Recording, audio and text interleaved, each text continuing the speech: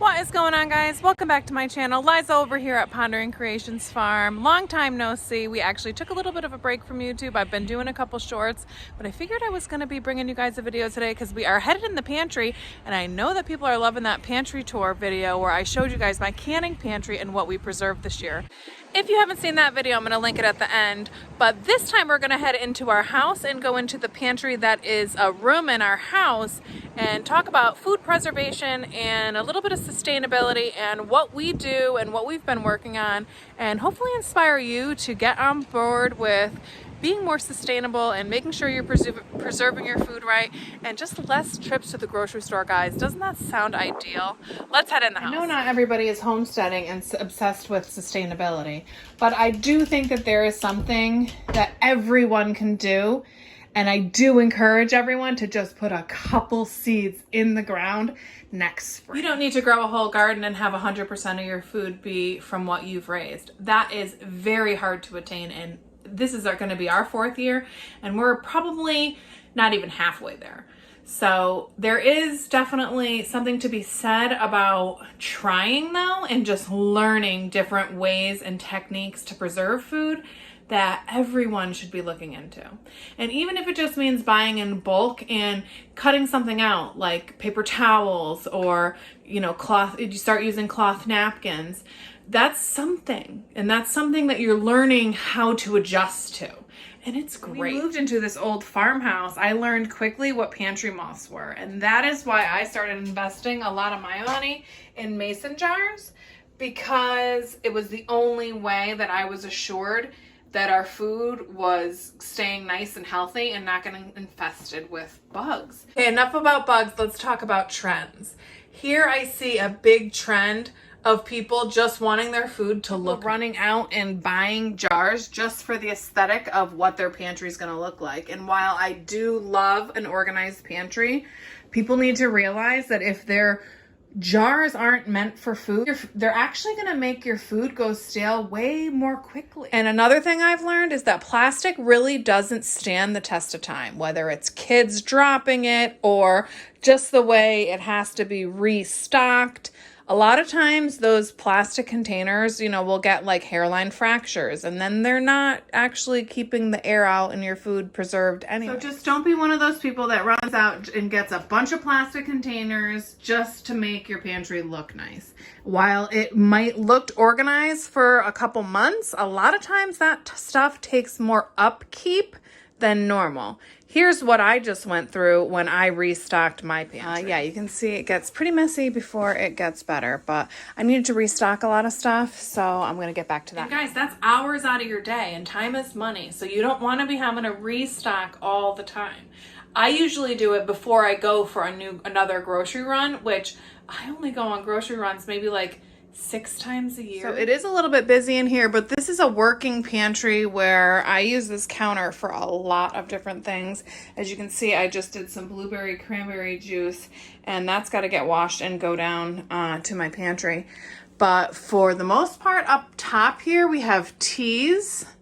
And then I do have some powdered cream and milk and honey powder. And then there's some fruits on this end. This is my kombucha stuff over here, where I have my tea and my organic cane sugar. And actually my kombucha I never put away is right down here. And then this is my sourdough that I need to do today, so I have it out. I've been keeping it in the refrigerator because I actually killed it twice already this year. But then we have salts and sugar and flour. So let's see what we have on these next couple of shelves. It's more, I did an herb sugar actually last year. What I'm learning about homesteading now that we're going into year 4 of homesteading is that things I used to think we were going to do yearly are kind of becoming like bi-yearly. So I collected a lot of herbs, 2 years ago. I didn't really need to last year, and then I restocked a lot of that stuff this year. All right, and I did purchase some new stuff this year just to add some pops of color in here. That is the salt and pepper shaker, but actually I did some cinnamon sugar for my kids in it, and I actually have it over on this little sweet spice rack where we did our own vanilla extract, and I have some nutmeg, cinnamon, and cinnamon sugar. I'm just missing my sugar over there. I don't know where that went. But I like to keep stuff out that you need. I hate to be looking for like the beaters and stuff, so I keep those out. Any kinds of like measuring cups, stuff like that, I just like to have them on hand. A place to throw things like coriander seeds. This stuff we actually use a lot, the tea stuff. This is green tea in here. The next row down is our snack shelf. And then under here is kind of stuff that I use for cooking. We've got our nutritional yeast, cheddar cheese powder. I've got more whole wheat flour, kale that I added this year, kale powder. We've got some more powders from the garden from this year. And some peppers that I just dehydrated. And usually I have a lot more drink mixes down here. That's something I definitely need to stock up on now that it's getting cold. One more shelf down, we've got a lot of stuff. Under here is more for pickling, all the different seeds that I can restock, and like peppers and red pepper flakes. And then I've also got my seeds for sprouting. Actually, here's my mixed sprouting mix there also. And then I've got some snacky stuff like popcorn and some tapioca, which I like to make in the winter. We looked in the shelf, but we didn't necessarily talk about it, but it's all baking stuff. I've got corn flour, we've got a stock of sugar and baking powder and that kind of stuff, and all of our bits and pieces for baking. All of our nuts are under here, oats, stuff like that. On this side, we've got more of that kind of stuff, my large flour and brown sugar, and we do the oils under here and more baking stuff. And then in this cupboard here, which actually used to be in our kitchen and we just moved in here, is a lot of baking pans and like racks and stuff. We've got our microwave. This is actually a canning station with all of my canning stuff, and then bulk food storage. On this side of the room, we just have more storage. I replaced Ziploc bags with Pioneer Woman dishes. They are just awesome the way the seal sets in, and I just absolutely love the pop of color that they bring. And all of the baking stuff. In here we have like mixer, blender, that kind of thing. Same thing on here. It's more just like small appliance for the kitchen.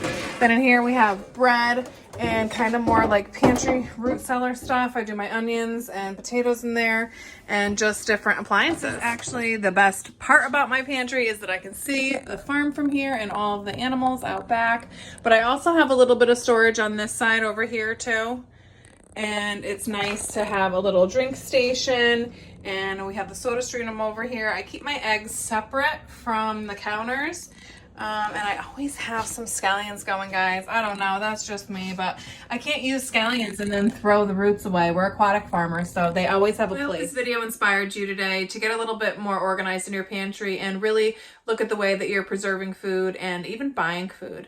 And just cutting down a couple trips to the grocery store will mean the world on your wallet and also in your kitchen.